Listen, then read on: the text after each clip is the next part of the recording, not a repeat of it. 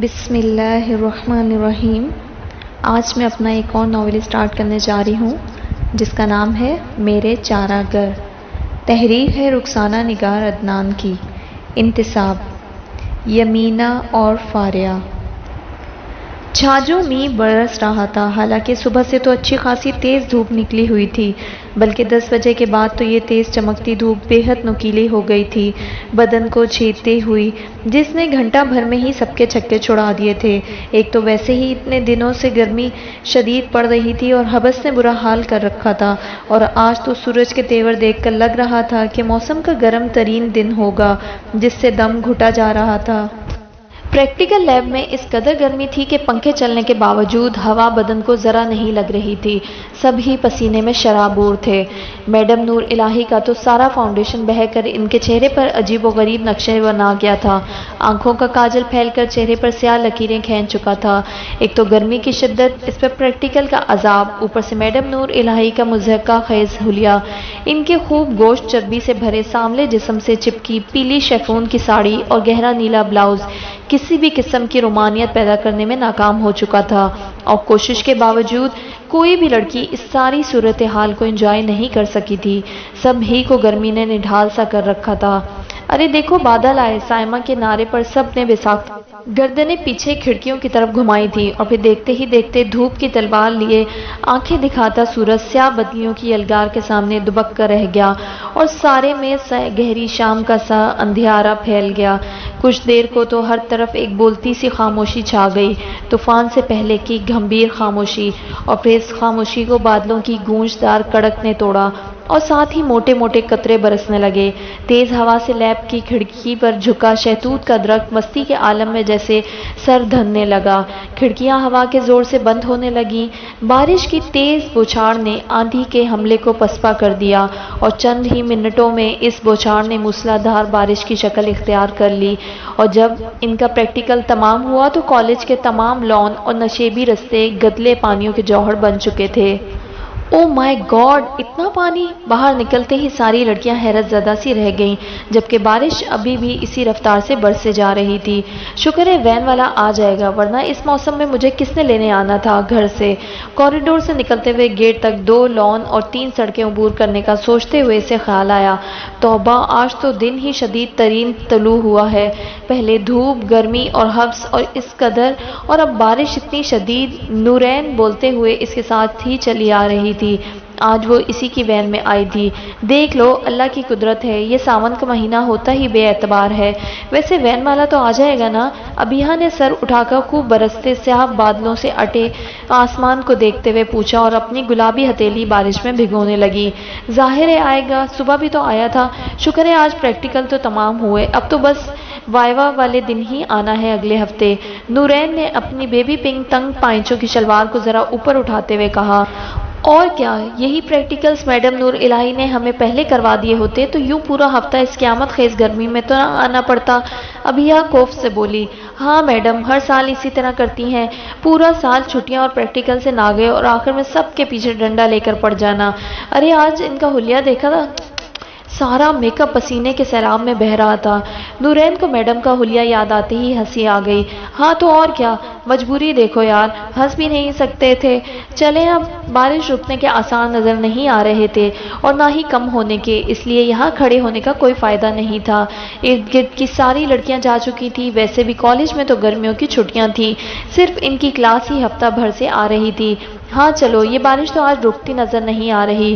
انہوں نے جی کڑا کر برآمدے سے باہر قدم رکھا۔ گیٹ تک پہنچتے پہنچتے دونوں مکمل طور پر بھیگ چکی تھیں۔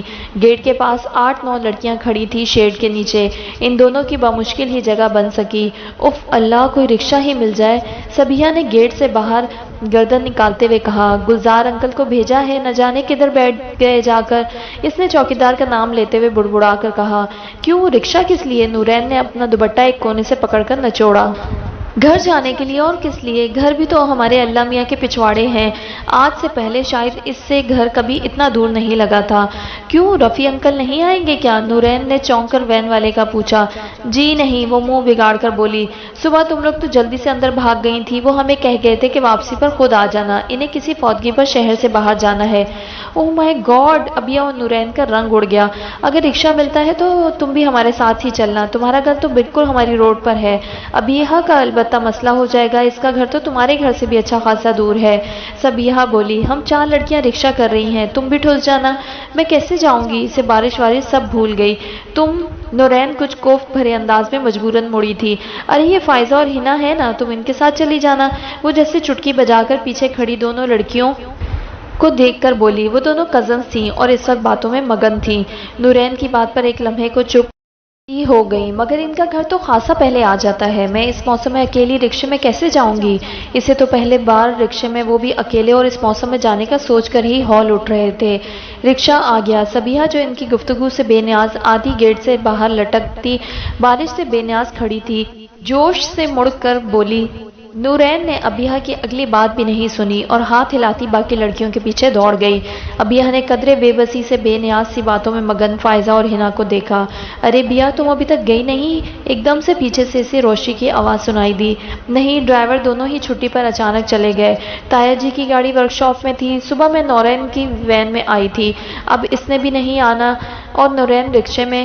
اوکے بیا، ہم بھی جا رہے ہیں، سچ شکر کہ بھائی کو خیال تو آ گیا ہمیں لینے کا، اب اس کی بائک پر خوب نہاتے ہوئے جائیں گے، اور تمہاری تو کزن آ گئی ہے، تم اس کے ساتھ چلی جانا، اب تو کوئی مسئلہ نہیں، ان کا تو گھر بھی کالج کے بالکل ہی پاس ہے۔ Okay bye. ہنا نے اچانک ابیا کے کندھے پر ہاتھ رکھ کر پرسکون انداز میں کہتے ہوئے اس کا سکون برباد کر دیا۔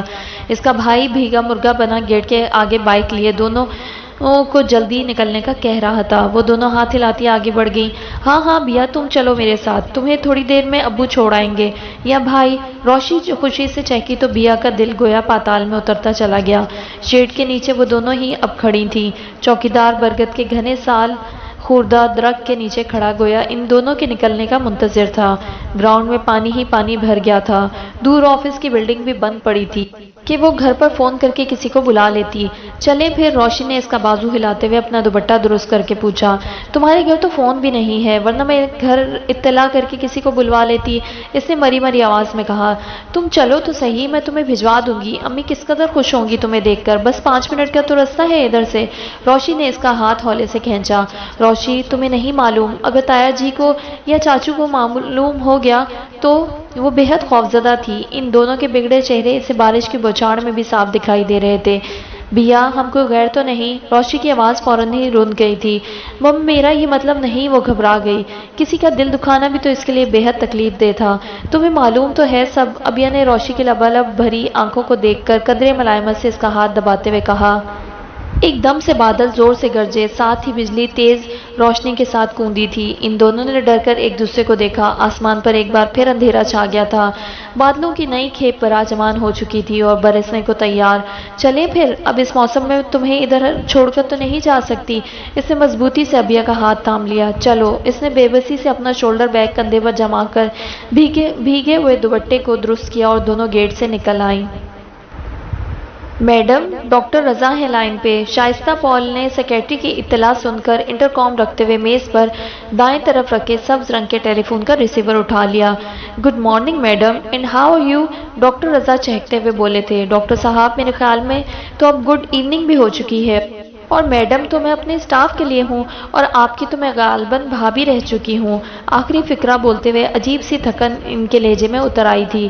اللہ آپ کی ایوننگ مارننگ سب گڈ کرے، اپنی تو یہی دعا ہے اور یہی مدعا بھی۔ مطلب؟ ریسیور کا تار انگلی پر لپیٹتے ہوئے شائستہ نے چیئر گھمائی۔ آپ کو بھی بیڈ ریسٹ کی ضرورت ہے، میں نے کل شام بھی آپ کو تاکید کی تھی، آپ کی رپورٹس۔ کم آن رضا، اب کیا میں بستر سے لگی دیواروں کے نقش و نگار تکتی موت کا انتظار کرتی رہوں؟ وہ خاصا جھلا کر بولی۔ اللہ نہ کرے، میرا یہ مطلب ہرگز نہیں تھا، مگر اتنی جلدی 9 to 5 والی سیٹ بھی تو بہت نقصان دہ ہے۔ آپ کو معلوم ہے نا، आई नो, वो अब कदरे धीमे मगर बेजार लहजे में बोली। मैं बस उठने ही वाली थी। घर जाकर अच्छे बच्चों की तरह रेस्ट करें, अच्छी सी चाय या कॉफ़ी बनाकर पिएं। ज़रा अपने ऑफिस से बाहर निकल कर देखें, बाहर मौसम क्या क़यामत ढा रहा है।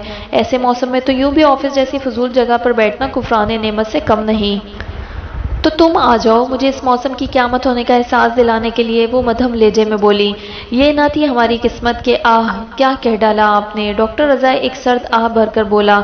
बारिश ने ना रुकने की कसम खाई हुई है, इसके बावजूद मेरे क्लिनिक के बाहर गाड़ियों की लंबी कतार जमा हो चुकी है, इसलिए मेरी तरफ से ये कॉफ़ी उधार रही। लेकिन आप प्लीज़ उठ जाइए। अगर आज मेरा दोस्त जान जिंदा होता तो मैं देखता वो कैसे आपको इस कंडीशन में बैठने देता।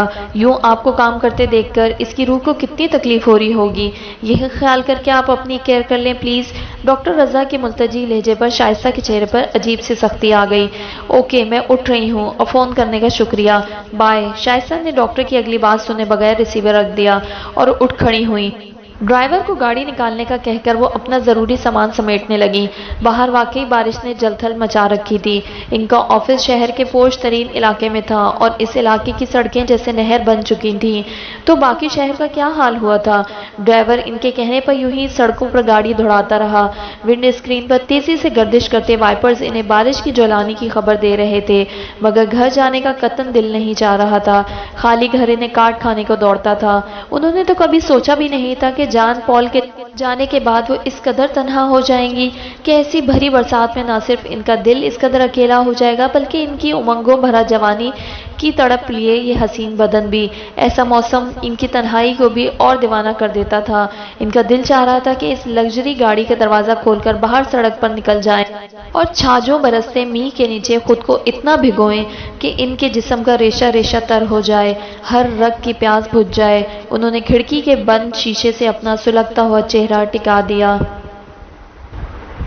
घर पहुंचने तक वो दोनों मुकम्मल तौर पर भीग चुकी थीं। बारिश की तेज़ी में कई गुना इजाफा हो चुका था।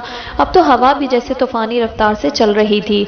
कई बार तो इन्हें लगा वो दोनों उड़ ही जाएंगी। अल्लाह तौबा, ऐसी भी बारिश होती है। 4 कदम आगे भी रास्ता नजर नहीं आ रहा था। आसमान से बरसती बूंदों की कतारें कुछ देखने न दे रही थीं। 5 मिनट का रास्ता गोया 5 घंटों पर मुहित हो गया। सड़कें मुकम्मल तौर पर वीरान हो चुकी थीं। मौसम का मूड देखकर लोग घरों में दुबक गए थे। दरवाज़ा पहली दस्तक पर ही खुल गया था और दरवाज़ा खोलने वाले आफ्ताब जुबैरी थे, अबीहा के अकलौते फूफा जान, जिनको देखने पर पहली नज़र में ये गुमान होता था कि द्यो मालाई किस्सों में जो बार बार अपालो का जिक्र आता है, इसमें कुछ झूठ भी नहीं। वो जीते जागते अपालो थे। वो मर्दाना वजाहत और खूबसूरती के मालिक ही नहीं थे, दिलों को जकड़ लेने वाली कशिश भी रखते थे। और न जाने क्यों अबीहा को पहली बार देखने पर ही अपालो के इस मकनातीसी मुजस्मे ने मुतासिर करने के बावजूद खौफजदा कर दिया था। इनकी घनी पलकों, कंचों जैसी आंखों में न जाने कौन सा इसरार था जो इसे कभी भी इनसे नजरें न मिलाने देता। इन्हें देखते ही वो जैसे अंदर तक सहम जाती थी। अस्सलाम वालेकुम अब्बू। रोशनी की बुलंद चहकारों में इसका सलाम बहुत धीमा था। खुश आमदीद, खुश आमदीद। जो अबर ऐसे बरसे कि काली घटा ऐसी खुशबख्तियाँ हम अपने बोझल परों पर सजाए घर आंगन पर छाएं। सावन जो ऐसा हो तो खुदाया हर बरस नहीं हर रोज़ बरसे, जो ऐसी नायाब बेशबहा कीमती गौहर से मुबारक हस्ती को हमारे गरीब खाने की रौनक बनाए। हम ऐसे सावन पर कुर्बान जाएं। सादिया बेगम, जो दौड़ कर आ सकती हो तो दौड़ कर आओ, जो सर के बल आ सकती हो तो अपनी पलकों के रास्ते का सारा कीचड़ गारा समेत कर रास्ते में फूल कलियां बखेरती आओ। देखो तो आज तुम्हारी ऊंची आन वाले जी वकार मायके से एक पुरवकार हुस्न की देवी हमारे कच्चे घर को रौनक बख्शने कदम रंजा फरमा रही हैं। अम्मा, मेरे भैया को भेजोरी के सावन आया। फूफा जान का अकीदत नामा इतना तवील और शर्मिंदा कर देने वाला होगा, इसे अंदाज़ा होता तो शायद वो ऐसी खौफनाक बारिश में कतरा बनकर बह जाने को तरजीह देती बजाय इधर आने के। ओफो अब्बू जी, अंदर तो आने दें, देख भी रहे हैं किस सैलाब से बचकर आ रहे हैं। रोशनी ने दूसरे हाथ से इसका हाथ पकड़कर खींचा। सैलाब ना कहो, अब्रे रहमत कहो, रहमत बेकरां कहो कि किस जान से सावन ने हमारी कुटिया को रौनक बख्शी है कि कोई चाहे भी तो मसल पेश ना कर सके। तंज के सारे तीर उन्होंने आज के दिन के लिए संभाल रखे थे। इससे पहले अबीहा की इनसे रूबरू मुलाकात ना हुई थी। सीने में फुड़फुड़ाता दिल और भी सहमा जा रहा था। या अल्लाह, घर से कोई आ जाए। अगरचे जानती थी कि दुआ ला हासिल है پھر بھی دل ہی دل میں مسلسل دعا مانگے جا رہی تھی۔ ارے ابیا میری بچی، میری شہزادی، میری بیٹی، میں تجھ پر نثار، میری بینائی اس حزین نظارے پر قربان، میری تو آنکھیں ترس گئی تھی تم لوگوں کو دیکھنے کے لیے۔ یا اللہ تیرا شکر ہے، تیری رحمت کی بارش کا پہلا خوبصورت الہامی تحفہ میں صدقے میری بیٹی آئی ہے۔ پھوپھی نے باہر آ کر انتہائی والہانہ پن سے اسے اپنے ساتھ لپٹایا اور چٹا چٹ اس کا چہرہ، ماتھا، ہاتھ چومنے لگی۔ آنسو ان کی آنکھوں سے ساون کی بارش کی طرح بے قابو ہو کر بہنے لگے تھے۔ اسے زیر لب وہ دعا بھی بھول گئی تھی جو وہ پچھلے ایک قدم تک کرتی آ رہی تھی۔ پھپھو کی گرم محبت بھری آغوش سے اسے لگا کہ وہ لمبی مسافت کے بعد کسی سائبان کے نیچے آ گئی ہے۔ امی آپ بھی ابو کی طرح شروع ہو گئیں، کم از کم ہمیں چینج تو کر لینے دیں۔ بارش نے حشر کر دیا ہے اور سردی سے تو میرے دان بج رہے ہیں۔ اف، یوں بھی آسمان کیا کم برس رہا ہے جو آپ کی آنکھوں نے بھی برسنا شروع کر دیا۔ روشی نے آگے بڑھ کر ان کو کندھوں سے تھام کر اس سے علیحدہ کیا۔ ارے روشی بچے، نہ روکو اپنی ماں کو، جو چاہو تو ساون سے مقابلہ کروا لو، آج تمہاری ماں ہی جیتے گی۔ برسوں کی مناجتوں کے بعد بیچاری کی دعاؤں کو شرف قبولیت ملا ہے۔ پھپھا جان پیچھے سے بولے، آج میں آپ کے کسی طنز کا برا نہیں مانوں گی، سب کچھ ہنس کر سہ لوں گی۔ بیا تم ٹھیک تو ہو نا؟ گھر میں سب ٹھیک ہیں؟ بھائی بھابیاں بچے تم چینج کر لو، سب کا الگ الگ حال پوچھوں گی۔ وہ اس کا چہرہ اپنے دونوں ہاتھوں میں تھامے بے قراری سے پوچھ رہی تھی۔ روشی میری گڑیا کو اپنے سب سے اچھے کپڑے دو، یہ نہا لے، میں تم دونوں کے لیے کھانے چائے کا انتظام کرتی ہوں۔ خوشی ان کے چہرے سے پھوٹی پڑ رہی تھی۔ جاؤ بیٹا، انہوں نے اس کا چہرہ اپنے ہاتھوں سے آزاد کیا اور واقعی انہوں نے کھانے کا انتظام گرما گرم چائے کے ساتھ صرف ان دونوں کے نہانے اور چینج کرنے کے دوران ہی کر لیا۔ شکر ہے گوشت پڑا تھا، بھنڈیاں میں نے پہلے ہی پکا رکھی تھی۔ گوشت کو کوکر میں پکایا اور دوسری طرف چپاتیاں اتار لی۔ بیا تمہیں کھانا پسند آیا؟ میں نے سویٹ ڈش بھی بنائی ہے، فرنی فریج میں رکھ دی ہے، ذرا ٹھنڈی ہو جائے تو پھر کھا لینا۔ وہ اس سے بچوں کی طرح پیش آ رہی تھی، کھانا اپنے ہاتھوں سے نکال کر دیا، بلکہ دھونے والے تو خود اس کے منہ میں اپنے ہاتھوں سے ڈالے۔ میں بد نصیب، مجھے بھائیوں کے بچوں کو کھلانے کی خوشی بھی نصیب نہ ہو سکی۔ بچپن میں وہ کیسے تھے، شروع میں ان کی صورتیں کس پر تھیں، کیسے چلنا سیکھا، میرے حافظے میں تو ایک ایسا منظر بھی موجود نہیں۔ صرف زریاب اس وقت 2-2.5 سال کا تھا اور ولید تو ابھی 2 ماہ کا بھی نہیں ہوا تھا کہ میرے نفس کے سرکش گھوڑے نے مجھے میکے کی گلیوں سے اڑا کر زندگی کی بھٹی میں جھونک دیا۔ آخر میں ان کی آواز بالکل دھیمی ہو چکی تھی، گلوگیر آواز میں وہ پلکیں جھپک جھپک کر آنسوؤں کو روکنے کی ناکام کوشش کر رہی تھی۔ روشی، کچھ مجھ بد نصیب کے کھانے کو بھی ہے اس گھر میں، یا آج روشنی اور رزق سارے گھر کا ایک ہی گوشے میں سمٹ کر رہ گیا ہے؟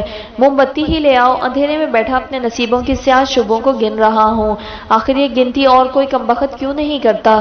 پھپھا جان کے طنز بلند اور باروب آواز نے ایک بار پھر اس کا دل دہلا دیا۔ لائٹ کب کی جا چکی تھی اور وہ تینوں برآمدے میں رکھے تخت پر بیٹھی کھانا کھا رہی تھیں۔ پھپھا جان سامنے چھوٹے سے صحن کے پار بنی بیٹھک میں تھے۔ روشی فوراً اٹھی، ان کے لیے کھانا نکالا اور موم بتی جلا کر کھانا ان کے کمرے میں لے گئی۔ پھپھو سر جھکائے خاموش بیٹھی تھی۔ پھپھو آپ بھی کھائیں نا، اسے ذرا بھی بھوک نہیں تھی اور ویسے بھی گھر کا خیال بار بار اس کا دھیان بٹائے دے رہا تھا۔ وہ چونکی۔ زریاب کیسا ہے؟ ابھی باہر ہی ہے یا تعلیم مکمل ہو گئی اس کی؟ زریاب کے ذکر پر اس کی پلکیں خود بخود تھر تھرانے لگی، چہرے پر حدت سی محسوس ہونے لگی۔ اس نے جواب دینا چاہا مگر کچھ بول نہ سکی۔ معلوم نہیں پھپھو، ادھر ہی آخر کوئی بزنس وغیرہ شروع کر دیا ہے؟ MBA اس سال مکمل کیا ہے۔ بھائی جان زور نہیں دیتے؟ کہتے ہیں ویسے اس سال کے آخر تک آ جائیں گے۔ وہ بمشکل بولی، تم سے تو رابطہ رہتا ہوگا، خط فون وغیرہ؟ پھپھو کا لہجہ مشتاق سا تھا۔ جی۔ ابیا کا سر مزید جھک گیا، کیسے بتاتی کہ ابھی پچھلے ہفتے ہی اس کی برتھ ڈے پر کیسا خوبصورت گفٹ اور کارڈ بھیجا تھا۔ ایسا کوئی بھی موقع وہ مس نہیں کرتے تھے۔ تمہیں کچھ نہیں بتایا آنے کے بارے میں؟ پھپھو نہ جانے کیوں متجسس تھیں۔ اوہو، زریاب بھائی کی بات ہو رہی ہے؟ تو کب ہماری بیا بنو بن کر بڑے ماموں کے آنگن میں جلوہ افروز ہوں گی؟ روشی آتے ہی چہکی، تم چپ رہو۔ اس نے اسے آنکھیں دکھائیں۔ ولید کا تو آخری سال ہے نا؟ زویا تو ابھی 3rd ایئر میں ہے۔ چھوٹی ممانی کا کیا ارادہ ہے؟ پھپھو نے اگلا موضوع چھیڑا۔ ممی کا ارادہ میرا اور زویا کا ایک ساتھ کرنے کا ہے، مگر چاچی ابھی فریال کی وجہ سے حامی نہیں بھر رہی۔ پھر ولید بھی پہلے اپنے پیروں پر کھڑا ہونا چاہتا ہے۔ ابیا نے پھپھو کا اشتیاق دیکھ کر آہستگی سے بتایا۔ بچے پیروں پر کھڑے ہونے کی بھی خوب کہی۔ ماشاءاللہ باپ تایا کا کروڑوں کا بزنس ہے، اسے کون سی نوکریاں ڈھونڈنی ہے اور فریال کون سی گئی گزری ہے، صورت و سیرت میں ہے، نہ روپے دھیلے کی کمی، ہاں جوڑ کا رشتہ ملنا ضروری ہے۔ وہ سر ہلاتے ہوئے بولی۔ ابیا چپ رہی، کیا کہتی؟ اسی وقت زوردار آواز کے ساتھ بادل گرجے اور بجلی کا کوندا جھماکے سے لپکا۔ وہ جھٹ سے پھپھو سے چمٹ گئی۔ اللہ رحم کرے، ایسی بارش غریبوں کی جھونپڑیوں ہی بہانے آتی ہے، امیروں کے لیے تو۔ وہ ابیہ کی طرف دیکھ کر کہتے کہتے رک گئیں۔ اللہ سب کو اپنی حفظ و امان میں رکھے، سب کے لیے یہ باران رحمت رحمت ہی ہو، زحمت نہ بنے۔ جو بوچھاڑ کی صورت برستی بارش کو دیکھ کر ہاتھ پھیلائے دعا مانگنے لگیں۔ پھپھو مجھے گھر جانا ہے، آپ کو پتہ ہے نا تایا جان اور چاچو کیسے خفا ہوں گے اگر انہیں پتہ چل گیا تو۔ معلوم ہے بچے 20-21 سالوں میں ان کے دل پتھر نہ پگھلے تو اب کیا نرم پڑیں گے۔ بہن کی محبت کو تو انہوں نے اس دن دلوں سے خورش کر نکال پھینکا تھا جس روز میں ان کی زندگیوں سے نکلی تھی۔ ایک لمحے کے اختیار ہی نے تا عمر کی بے بسی دے ڈالی ہے۔ ترس گئی ہوں ان دونوں کو دیکھنے کے لیے۔ تیسرے کو خدا نے بلا لیا اپنے پاس، ایسی کم عمری میں ہوتا آج تو دیکھتا اس کی بیا کیسے میرے سینے سے لگی بیٹھی ہے تو شاید موم ہو ہی جاتا۔ آخری بار اس کا دیدار کرنے گئی تھی، اس کا بے جان چہرہ راتوں کو لیٹتی ہوں تو نظروں سے نہیں ہٹتا۔ یہ کوئی عمر تھی بھلا جانے کی۔ ماں کیسی ہے تمہاری؟ بڑا پہاڑ سا حوصلہ نکلا اس کا۔ بچوں کو پروں تلے چھپا کر سسرال میں بیٹھی رہی، میکے کا دم ہوتے ہوئے بھی۔ پھپھو آج اپنے ہی دھیان کی دنیا میں گم تھیں۔ باہر کی آوازیں انہیں کم ہی سنائی دے رہی تھی۔ بجلی ایک بار پھر کڑکی اور جیسے آسمانوں کے بند سوتوں کے منہ کھل گئے، تڑ تڑ اولے برسنے لگے۔ پھپھو پھپھو مجھے گھر جانا ہے، وہ رو ہی پڑی۔ نہ میرے بچے ابھی گھر جانے کا نام بھی نہیں لینا۔ پہل پہلوٹی کی ہو، دیکھ رہی ہو کیسی دیوانی ہو رہی ہے بارش اور بجلی کی لپک۔ اللہ تمہیں اپنی امان میں رکھے۔ جیسے ہی بارش ذرا تھمتی ہے میں تمہیں بھجوا دیتی ہوں، اگر فون ہوتا تو تم کر لیتی۔ ماں کو تسلی ہو جاتی تو وہ گھنٹہ 2 گھنٹے کو صورتحال سنبھال لیتی۔ اچھا حارث کی سناؤ، کون سی جماعت میں آیا ہے اب؟ انہیں سب کے احوال کی پڑی تھی اور اس کا خون خشک ہوا جا رہا تھا۔ A لیول میں ہے پھپھو، میں گھر کیسے جاؤں گی؟ وہ پھر مچلی۔ صحن میں تڑا تڑ اولے گر رہے تھے، گھر کی سال خوردہ دیواروں سے پیلی سفیدی بہہ بہہ کر آ رہی تھی۔ بیرونی دروازے کے پاس بنی نالی کے اوپر رکھا جالی کا ڈھکن تنکوں اور مٹی سے بند ہو چکا تھا۔ صحن میں پانی پہلی سیڑھی تک بھر چکا تھا۔ بارش اور اولوں میں اور تیزی آئی تھی تو ہوا اس سے بھی زیادہ تیز رفتار تھی۔ اندر کسی کمرے کی کھڑکی کھلی تھی، اس کا پٹ دیوانہ وار دیوار اور چوکھٹ سے سر ٹکرا رہا تھا۔ روشی بیٹا دیکھو، رافع کے کمرے کی کھڑکی تو نہیں کھلی، اس کی کتابوں کی میز پاس ہے۔ جو اللہ میرے بچے کی خیر کرے، ابھی کہاں گھر آئے گا؟ میرے مولا اسے اپنے حفظ و امان میں رکھنا، اس کی خیر کرنا۔ وہ زیر لب اپنے بیٹے کے لیے دعا مانگنے لگی۔ روشی بھاگ کر کمرے میں گئی اور کھڑکی بند کر کے کتابوں کی میز پر ایک گھسیٹ آئی۔ اب تو ویسے بھی شام ہو رہی تھی، ایک تو لائٹ بھی نہیں، دوسرا آسمان تاریک ہو چلا تھا۔ ملگجے اندھیرے میں اندر کمرے کی دیوار پر لگا وال کلاک بھی اپنی جگہ رکا ہوا محسوس ہو رہا تھا۔ پھپھو، اس نے چپ بیٹھی پھپھو کو آہستگی سے پکارا۔ بارش رک جائے بیا تو تمہارے پھپھا تمہیں چھوڑ آئیں گے۔ پھپھو نے اس کے ہراساں صورت دیکھ کر نرمی سے کہا، اللہ کرے آج رات تو بارش نہ ہی رکے۔ روشی شرارت سے کہتے ہوئے کچن سے نکلی تو بیا کو پہلی بار وہ بہت بری لگی۔ بیا آج ہمارے پاس ہی رک جائے۔ اندھیرے میں بیا کو اس کی شکل بھی ٹھیک سے دکھائی نہیں دے رہی تھی۔ امی چائے تیار ہے، میرا خیال ہے اندر چل کر پیتے ہیں، بارش تو ادھر تک آنے لگی ہے، ذرا کمی ہو لے تو میں یہ نالی کا ڈھکن تو کھول آتی۔ کمروں تک پانی آنے لگا۔ وہ ہاتھ میں ٹرے لیے ان کے سر پر کھڑی تھی۔ انہوں نے مڑ کر صحن کی طرف دیکھا۔ بارش کے گدلے پانی میں تنکے، مٹی، کاغذ کے ٹکڑے، بسکٹوں کے ریپر تیرتے ہوئے برآمدے تک آ رہے تھے۔ چلو بیا اندر چلیں، بارش تو رکتی نظر نہیں آ رہی۔ ان کے اٹھتے ہی وہ بھی بے چان قدموں سے اٹھ کر ان کے پیچھے چل پڑی۔ روشی کمرے میں پہلے ہی موم بتی جلا چکی تھی۔ باہر آ کر اس نے تخت گھسیٹ کر کچن کے آگے کر دیا۔ بھاپ اڑاتی چائے کی ٹرے میز پر رکھی تھی۔ امی آپ لوگ شروع کریں، میں ابھی آئی۔ 2-4 برتن ہیں، پھر اندھیرا مزید بڑھ جائے گا تو کیسے دھو پاؤں گی؟ موم بتی بھی یہ آخری ہے۔ پتہ نہیں یہ کون سا قانون قدرت ہے کہ جو چیز ہمیں بہت اچھی لگتی ہے لاکھ دامن چھڑاؤ دل کو کھینچے جاتی ہے اور آخر بندے کو بے بس کر کے چھوڑتی ہے۔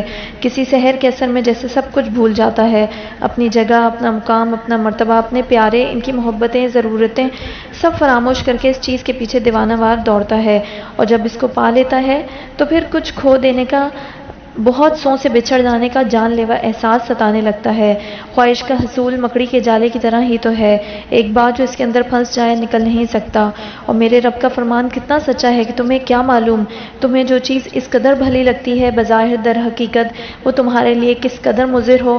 اگر انسان ان کمزور لمحوں میں ایک حقیقت کو سمجھ لے تو پھر زندگی کے بہت سے کٹھن مرحلے آسان ہو جاتے ہیں، اور میرے خیال میں دنیا میں بہت کم لوگ بر وقت اس مصلحت آمیز حکمت کو سمجھ پاتے ہیں۔ زیادہ تر تو مجھ سے نادان ہی ہوتے ہیں جو تا عمر اپنی حماقت کے نقشے پا کو دیکھ دیکھ کر روتے ہیں۔ وہ پھر سے رونے لگی تھیں۔ باہر گرجتا برستا آسمان، اندر پھپھو کے ملال بھرے آنسو۔ بیا کا دل ڈوبنے لگا۔ اس نے جلدی سے چائے کا مگ انہیں تھمایا۔ پھپھو آپ پچھتا رہی ہیں اپنے فیصلے پر؟ پھوپھا جان سے شادی کے فیصلے پر؟ چند لمحوں بعد وہ قدرے جھجک کر بولی، پچھتاوا؟ وہ ہنسی، اب کیسا پچھتاوا؟ اب تو پلوں کے نیچے سے بہت پانی بہہ چکا۔ وہ چائے پینے لگی۔ کمرے میں خاموشی چھا گئی۔ روشی آ جاؤ بیٹی، تمہاری چائے ٹھنڈی ہو رہی ہے۔ پھپھو کے پکارنے پر روشی گیلے ہاتھ دوپٹے کے پلو سے پہنچتی اندر چلی آئی۔ بس آ گئی، سب کام ختم کر آئی ہوں۔ ابو کو چائے دینی تھی، وہ بھی دے آئی۔ رات کو گڑ اور باداموں والے چاول پکائیں گے اور ساتھ چکن کڑھائی۔ کڑھائی کا مسالہ بھی تیار کر آئی ہوں۔ اتنے دنوں بعد تو گھر میں کوئی مہمان آیا ہے۔ روشی بیا کے برابر بیٹھتے ہوئے بولی، میں رات نہیں پلیز مجھے گھر جانا ہے، ممی پریشان ہوں گی۔ بیا نے ہاتھ میں پکڑا کپ گھبرا کر رکھ دیا۔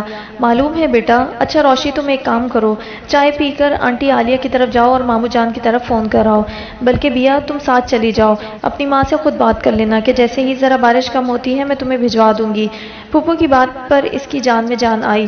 اس نے کپ دوبارہ اٹھا کر لبوں سے لگایا اور قسمت کی خرابی کہ وہ روشی کے ساتھ ان کی ہمسائی کے گھر گئی، مگر گھر کے دونوں فون شاید ڈیڈ ہو چکے تھے اور موبائل پر رابطہ کرنے کی اس فون پر سہولت نہیں تھی، ورنہ ولید یا حارث سے ہی بات کر لیتی۔ چاچو کے موبائل پر فون کرنے کی جرت تو شاید وہ کر نہ پاتی۔ اس نے ایک بار نہیں 4-5 دفعہ گھر کا نمبر ڈائل کیا مگر بے سود۔ وہ روشی کے ساتھ مایوس واپس آ گئی۔ 2 قدم پر گھر ہونے کے باوجود ایک بار پھر دونوں کے کپڑے بھیگ چکے تھے۔ بارش اس رفتار سے ہو رہی تھی، لائٹ بھی ابھی تک نہیں آئی تھی اور اکیلے ایسے موسم میں کہیں آنے جانے کا سوال ہی پیدا نہیں ہوتا تھا۔ ان کا گھر بھی تو شہر کے دوسرے کونے میں تھا۔ یا اللہ میں کیا کروں؟ بے بسی سے آسمان کو تکتے ہوئے اس کی آنکھیں بھیگ گئیں۔ کپڑے بدل کر روشی کو پھر چائے کی طلب ستانے لگی تو اس نے 7 رول بھی فرائی کر لیے، مگر بیا کو کچھ بھی اچھا نہیں لگ رہا تھا۔ اس نے کسی چیز کو ہاتھ نہیں لگایا۔ پھپھو عصر کی نماز کے ساتھ کوئی وظیفہ کرتی تھی، سو وہ مغرب تک جائے نماز پر بیٹھی رہیں اور وہ بے قرار سی انہیں دیکھتی رہی۔ کئی بار آنکھیں بھیگی۔ روشی کی باتیں، اس کے بہلاوے اسے سب کو زہر لگ رہا تھا۔ ممی، زویا، حارث کیا سوچ رہے ہوں گے؟ تائی، امی، چاچی، انہوں نے تو 10 دفعہ پوچھ ڈالا ہوگا۔ اگر تایا جان یا چاچو جلدی گھر آ گئے تو اس کا دل سہم جاتا۔ خدا خدا کر کے پھپھو کا وظیفہ تمام ہوا۔ وہ مغرب کی نماز پڑھ کر جائے نماز سے اٹھیں۔ پھپھو گھر بھجوا دیں، میں کیا کروں؟ وہ رو پڑی۔ بچے مجھے بتا میں کیا کروں؟ ایسے موسم میں سواری کہاں سے ملے گی؟ رافع آ جاتا تو وہی کوئی بندوبست کر دیتا۔ تمہارے پھپھا کا ویسپا خراب پڑا ہے، میں تمہیں کہاں بھجوا دوں؟ بیا میری بچی مجھے شرمندہ نہ کر، بار بار احساس دلا کر کہ تم محفوظ جگہ پر نہیں ہے۔ میں بات کرتی ہوں تمہارے پھپھا سے کہ کچھ کریں۔ ان کی بات پر وہ کچھ شرمسار سی ہو گئی۔ پھپھو بیٹھک میں چلی گئیں۔ تمہارے پھپھا کہتے ہیں وہ جا کر کہیں اور سے فون کرنے کی کوشش کرتے ہیں، نہ ہوا تو کسی سے لفٹ لے کر گھر جا کر خود بتا آئیں گے کہ یا تو تمہیں کوئی آ کر لے جائے یا پھر تم صبح آ جاؤ گی، ٹھیک ہے نا؟ پھپھو نے چند لمحوں بعد آ کر بتایا تو اس نے بے قرار دل کو کچھ قرار سا آ گیا۔ اسے معلوم تھا ممی کو اس کی غیر موجودگی کا جیسے ہی علم ہوا وہ کسی نہ کسی کو لینے بھیج دیں گی۔ ولید تو ضرور ہی آ جائے گا۔ اس کا دل آس کا چپو لے کر مایوسی کے دریا میں دھیرے دھیرے چلانے لگا۔ کوئی 1.25 گھنٹوں کے بعد پھپھا جان کی واپسی ہوئی۔ رات کے 9 بجنے کو تھے اور پھپھا جان کیچڑ میں لت پت، جوتے گندے کپڑوں کے ساتھ گھر میں داخل ہوئے تھے۔ مجھے تو ایسی سسرال سے کبھی کوئی فیض نہ ملا، الٹا زندگی بھر کی بے عزتی کے بعد بھی میں ان کی ہی عزت و ناموس کا خیال کر کے ایسے خراب موسم میں گیا۔ تمہارے گھر میں خیر سے کوئی نہیں تھا۔ میرے دونوں سالے صاحبان ابھی تک فیکٹریوں اور تالے ڈال کر نہیں لوٹے تھے۔ تمہارا بھائی ابھی چھوٹا ہے، سیلاب میں بہہ جانے کا اندیشہ ہے، اور کزن صاحب کہیں اس سہانے موسم کو انجوائے کرنے نکلے تھے، ابھی تک نہیں لوٹے۔ ان سب لوگوں میں سے کوئی بھی رات 12 بجے سے پہلے لوٹ آیا تو لے جائے گا، ورنہ تمہاری والدہ صاحبہ فرما رہی تھی صبح سویرے چلی آنا، وہ سب سنبھال لیں گی۔ پھپھا جان بگڑے ہوئے مزاج کے ساتھ خاصا چیخ رہے تھے۔ اسے کینہ توز نظروں سے گھورتے ہوئے روشی کے ہاتھ سے صاف لباس لے کر باتھ روم میں گھس گئے اور وہ پریشانی کے عالم میں اپنی جگہ بیٹھی رہ گئی۔ پھر رات کے 12 کیا 12:30 بج گئے مگر اسے لینے کوئی نہیں آیا۔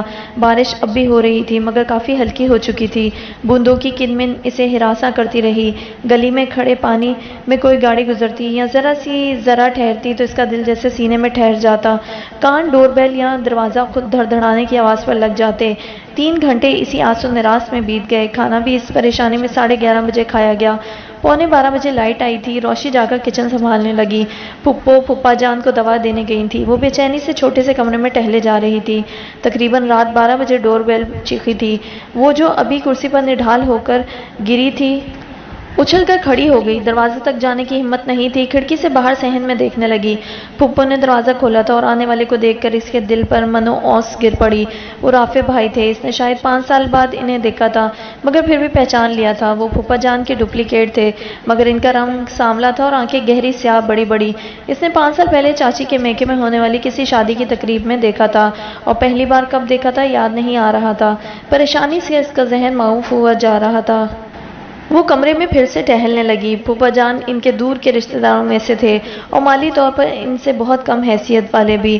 والدین کے اکلوتے تھے، پھر خدا نے حسن و وجاہت کی دولت سے بھی خوب نوازا تھا۔ سعدیہ پھوپھو نے انہیں شادی کی کسی تقریب میں ہی دیکھا تھا اور دل ہار گئی تھی۔ دونوں میں رابطہ کس طرح ہوا اس بارے میں ٹھیک سے کسی کو معلوم نہیں تھا، اور جب تک سب کو خبر ہوتی پانی سر سے گزر چکا تھا۔ سعدیہ شاید 2nd ایئر میں تھی، تینوں بھائیوں کی لاڈلی اور ماں کی سر چڑھی۔ والد فوت ہو چکے تھے، شاید 4 یا 5ویں مہینے ہی پھوپھا جان کی والدہ رشتہ لے آئی تھیں۔ تایا جان اور چاچو کو تو گویا آگ لگ گئی تھی۔ کہاں تم، کہاں ہماری نازو پلی اکلوتی بہن؟ تم نے اپنی اوقات کے بارے میں خود سے سوچنے کی زحمت نہیں کی تو کسی راہ چلتے سے پکڑ کر پوچھ لینا تھا، یا آئینہ دیکھ لیتی تو ادھر آنے کی جرات نہ کرتی۔ تایا جان آگ بگولا ہو کر چلائے۔ اوقات کے بارے میں بھی سوچا تھا اور تمہاری بہن کے بارے میں بھی۔ اسلام میں بھی شادی کے لیے اہمیت لڑکے لڑکی کی رضامندی کی ہوتی ہے، نہ کہ اوقات اور عہدے کی۔ اتنا گرجنے برسنے سے پہلے اپنی بہن سے تو صلح کر لو، جو میرے بیٹے کے بغیر جینے کا سوچ بھی نہیں سکتی۔ تمہیں فیصلہ کرنے میں بھی سہولت رہے گی اور راہ چلتوں کے ہاتھوں مفت کا تماشا بھی نہیں لگے گا۔ پھوپھا جان کی والدہ بھی خوب شیر ہو کر بولی تھی۔ تایا جان کف اڑانے لگے جب بھی سعدیہ بھائی کے سامنے تن کر سامنے آ کھڑی ہوئیں۔ بھائی جان، میں شادی کروں گی تو آفتاب زبیری سے، ورنہ کسی سے نہیں۔ ان کی آنکھوں اور انداز میں بلا کی جرات تھی، اور پھر 6 ماہ کی سرد اور گرم جنگ کے بعد دادی نے پھپھو کو آگ کرنے کی دھمکی دے ڈالی۔ پھپھو پھر بھی اڑی رہی تو تایا جان نے بے حد سادگی سے چند جوڑے کپڑوں کے ساتھ نکاح کے 2 بول پڑھوا کر انہیں رخصت کر دیا، اور ساتھ ہی ساری زندگی صورت نہ دیکھنے کی قسم کھا لی، اور اس قسم کے سبھی پابند تھے۔ دادی نے بھی دوبارہ ان کی طرف پلٹ کر نہ دیکھا۔ سب نے اپنے سینوں پر پتھر رکھ لیے، اور یہ عقدہ تو بھولی بھالی پھپھو پر شادی کے بعد کھلا کہ آفتاب زبیری نے ان سے شادی دولت کی خاطر کی تھی، نہ کہ محبت کی خاطر۔ اس کے بعد کیا ہوا؟ سعدیہ پھپھو تھی اور زندگی کا طویل کانٹوں بھرا سفر۔ گھر سے تعلق ٹوٹا تھا، مگر خاندان والوں سے آفتاب زبیری کی والدہ کے توسط سے تھوڑا بہت جڑا ہوا تھا۔ کبھی کبھار کسی تقریب میں سالوں بعد گھر والوں سے آمنا سامنا ہو جاتا، مگر گھر کا کوئی فرد بھی، بھائی بھابھی ماں، ان سے ملنے کے روادار نہیں تھے۔ دادی فوت ہوئی تو انہیں صرف 2 منٹ کے لیے چہرہ دیکھنے کی اجازت ملی، وہ بھی جب تایا جان موجود نہیں تھے، اور آخری بار وہ گھر آئی تھیں ڈیڈی کی میت پر، ڈیڈی کی جوان مرگی پر۔ وہ بہت ٹوٹ کر روئی تھیں۔ ان کے بین اور آنسو دیکھ کر ہر کوئی رو پڑا تھا، مگر تایا جان نے انہیں دیکھتے ہی گھر سے نکل جانے کا حکم دے دیا تھا۔ تو یہ حقیقت ہے خواہش کو پا لینے کی۔ اس نے ایک گہرا سانس لیا۔ روشی، کھانے کے ساتھ چائے کا ایک تھرمس بھی ضرور تیار کر دینا، مجھے ابھی جاگنا ہے۔ اور کھانا امی کے پاس۔ کسی نے اسے کندھوں سے پکڑ کر گھمایا تھا۔ او بیا تم، سوری، میں سمجھا روشی ہے۔ وہ حیرت زدہ سی مڑی تو رافع بھائی اس کی شکل دیکھ کر خجل سے ہو کر بولے۔ ان کی غلط فہمی درست بھی تھی، اور وہ روشی کے کپڑے پہنے کھڑی تھی۔ امی بتا رہی تھی، مگر میں نے دھیان سے نہیں سنا۔ بارش نے تو آج کمال ہی کر دیا ہے، سارا شہر جیسے ڈوبا پڑا ہے، کہیں بھی لائٹ نہیں، کئی جگہوں پر تو گھٹنوں گھٹنوں پانی ہے۔ بڑی مشکل سے گھر پہنچا ہوں، بس نہانے کی جلدی تھی، میں نے امی کی بات پوری نہیں سنی۔ تم اچھی تو ہو نا؟ وہ اپنے گیلے بال تولیے سے رگڑ رہے تھے۔ جی ٹھیک ہوں، وہ کچھ بے دلی سے بولی۔ گھر والوں کو پتا ہے نا کہ تم یہاں ہو؟ وہ چند سیکنڈ بعد پھر بولے۔ جی، وہ پھوپھا جان جا کر بتا آئے تھے۔ وہ کرسی پر جا بیٹھی۔ ابو؟ وہ جیسے لبوں پر بڑبڑائے۔ وہ خاموشی سے انہیں دیکھنے لگی۔ ایگزامز کیسے ہوئے تمہارے؟ وہ سر جھٹک کر بولے۔ ٹھیک۔ اس وقت اس کا کسی سے بات کرنے کو دل نہیں چاہ رہا تھا۔ بھائی، کھانا امی کے کمرے میں رکھ دیا ہے۔ روشی نے آ کر اطلاع دی تو وہ سر ہلا کر چل پڑے۔ بیا تم اب سو جاؤ، تھک جاؤ گی۔ روشی اس کے پاس آ کر ہمدردی سے بولی۔ نیند نہیں آ رہی۔ اس نے اپنی کن پٹی دبائی۔ یوں ٹینس رہو گی تو کیا ہو جائے گا؟ اب یہ چند گھنٹے تو گزارنے ہی پڑیں گے۔ چائے لاؤں تمہارے لیے؟ نو تھینکس، تم تھکتی نہیں اتنا کام کر کے؟ اس نے ہمدردی کی۔ آخر اس سارے میں کم از کم اس کا یا کسی کا بھی کوئی قصور نہیں تھا۔ کون سا کام؟ وہ کچھ حیران سی ہو کر بولی۔ جب سے ہم کالج سے آئے ہیں تم مسلسل کام میں لگی ہو۔ بارش ہلکی ہونے کے بعد اس نے صحن اور دونوں کمروں کی صفائی کی تھی، کمرے میں پوچھا لگایا، ڈسٹنگ کی، پھر صحن کی دھلائی، کچن کا سارا کام، کھانا پکانا اور بعد میں برتنوں کی دھلائی۔ ابیا نے ایک دفعہ اس کا ہاتھ بٹانے کی کوشش کی، مگر اس نے اسے ہاتھ نہ لگانے دیا۔ تم پہلی بار ہمارے گھر آئی ہو اور شاید وہ رکی نہیں، تم بس جا کر امی کے پاس بیٹھو۔ امی کو میں نے اپنی زندگی میں پہلی بار اس قدر خوش دیکھا ہے۔ اس نے ابیا کا ہاتھ پکڑ کر صحن سے باہر نکال دیا تھا۔ ارے یہ بھی بھلا کوئی کام ہوئے؟ یہ تو زندگی کا حصہ ہے، اگر میں نہ کرتی تو امی کرتی، تو کیا امی کرتی اچھی لگتی؟ اور میں تمہارے ساتھ بیٹھی باتیں مٹھارتی اچھی لگتی؟ بیا، ہماری امی نے بہت کٹھن زندگی گزاری ہے، یہ ہم دونوں بہن بھائیوں کے سوا کوئی بھی نہیں جانتا کہ وہ ہماری کیا ہے۔ وہ دکھی سی ہو کر بولی، مجھے معلوم ہے، ابیا نے دھیرے سے کہا، ہمارے ابو۔ وہ رکی، پھر کچھ سوچنے لگی۔ اچھا تم بتاؤ، تم اپنے گھر میں کیا کیا کام کرتی ہو؟ اس نے موضوع بدل ڈالا۔ کچھ خاص نہیں، میرا مطلب صفائی، کپڑے وغیرہ، کچن کے لیے برتن کے لیے ملازمہ ہے، باقی شریفہ ہوتی ہے اوپر کے کاموں، اور کچن میں ممی کا ہاتھ بٹانے کے لیے کبھی کبھی میں زویا بھی کر لیتے ہیں۔ اسے بتاتے ہوئے شرمندگی سی ہوئی تھی۔ چلو اچھی بات ہے، زندگی پڑی ہے ان کاموں کے لیے، اور اللہ کرے تمہاری زندگی آنے والی بہت آرام دہ ہو۔ بھائی میں تو چائے لینے جا رہی ہوں، تم میرا ساتھ دینے کے لیے 2 گھونٹ پی لو نا۔ روشی ایک بے چین لڑکی تھی، چند منٹ سے زیادہ کہیں ٹک کر بیٹھتی نہیں تھی، سو پھر سے اٹھ کھڑی ہوئی۔ اچھا لے آؤ، نیند تو آ نہیں رہی، مزید بھگا لیتے ہیں۔ اس نے ذرا سا مسکرا کر کہا۔ یہ کس کا پروگرام ہے بھائی؟ رت جگہ منانے کا؟ رافع بھائی اندر آتے ہوئے بولے، فی الحال تو ہم دونوں کا ہے، اگر آپ کا شمولیت کا ارادہ ہے تو آپ کو بھی انوائٹ کر لیتے ہیں۔ روشی جاتے جاتے رکی، نو سوری، میں تم لوگوں کی طرح فارغ نہیں، اگلے ماہ سے میرے فائنل ایگزامز ہونے والے ہیں، جاگنا تو ہے مگر پڑھنے کے لیے۔ روشی چائے پلیز؟ بنا رہی ہوں بھائی، آپ کو تو دعا کرنی چاہیے تھی، آج بارش پانی کے بجائے چائے کی ہوتی اور آپ سال بھر کی چائے اسٹور کر لیتے، وہ بھی سال بعد ختم ہو جاتی تو پھر تمہیں بنانی پڑتی۔ روشی منہ بنا کر باہر نکل گئی۔ بیا، اس وقت کوئی سواری ملنا بہت مشکل ہے، ریلی، اگر مجھے شام کو پتہ چل جاتا تو میں فوراً گھر آ جاتا، مگر اب تمہیں معلوم ہے اس موسم میں، اگر تم کہو تو میں جا کر کوئی ٹیکسی یا رکشہ دیکھ لاؤں۔ وہ اس کی طرف پلٹے، رات کا 1 بجنے کو تھا، اسے باہر کا سوچ کر ہی جھرجھری سی آئی۔ نہیں رہنے دیں، اب تو 3-4 گھنٹے بس گزر ہی جائیں گے کسی طرح۔ وہ ٹھنڈا سانس بھر کر بولی، اور گھر میں سب ٹھیک ہے؟ ماموں و مانیہ؟ وہاں کوئی ان کا ذکر تو کیا نام لینا پسند نہیں کرتا، اور یہ لوگ ان کی خیریت پوچھے جا رہے تھے۔ جی ٹھیک ہے، وہ قدرے بے دلی سے بولی۔ ذرا آپ کی سناؤ، فون وغیرہ آتا ہے؟ جی۔ وہ کرسی پر سمیٹ سی گئی۔ کب تک آنا ہے اس نے؟ دیکھیں شاید اسی سال یا 6-8 مہینے کے بعد۔ وہ کچھ اٹکتے ہوئے بولی، اچھا۔ وہ سر جھکا کر سوچنے لگے۔ بیا تم سے ایک بات کہنی ہے، چل ہموں بعد۔ وہ اس کی طرف دیکھ کر بولے، جی کہیے۔ ان کے لہجے میں کچھ تھا، وہ چونک سی گئی۔ سچ کتنا ہی سچ کیوں نہ ہو، اس کے بولنے کے لیے کچھ کنڈیشنز لازمی ہوتی ہیں، ماحول، موسم، اور سب سے بڑھ کر کہنے والے کا قابل بھروسہ ہونا۔ اور تم پتہ نہیں میرے بارے میں ایسی رائے رکھتی ہو یا نہیں۔ وہ جانچتی ہوئی نظروں سے ابیا کے چہرے کے بگڑے زاویے دیکھنے لگے۔ آپ کہیے، میں سن رہی ہوں۔ وہ قدر ناگواری سے بولی، آج شاید اس سچ کے لیے موضوع ماحول نہیں۔ اوکے پھر صحیح۔ وہ جانے کو پلٹے۔ رافع بھائی، آپ جو کہنا چاہتے ہیں پلیز کہہ دیں، کنڈیشنز کی پرواہ نہ کریں۔ وہ آہستگی سے بولی، پھر تمہیں اس سچ پر یقین نہیں آئے گا، یہ آپ کا مسئلہ نہیں۔ وہ رکھائی سے بولی، اگر تمہیں یہ یقین نہ آئے تو پھر بتانے کا کچھ فائدہ نہیں۔ رافع بیٹا، کھانا کھا لیا ہے تو اب چائے کا دور نہ شروع کر دینا، جا کر تھوڑی دیر آرام کرو، صبح سویرے اٹھ کر پڑھ لینا۔ اسی لمحے پھپھو اندر داخل ہوئی تھی۔ نہیں امی، آرام ابھی نہیں، کم از کم 2-2.5 ماہ تک تو بالکل نہیں، ایگزامز ہو جائیں پھر سوچوں گا۔ اور ہاں، صبح تم نے کتنے بجے جانا ہے؟ پھپھو کو کچھ یاد آیا۔ جلدی نکلوں گا، 8-8:15 بجے۔ کیوں؟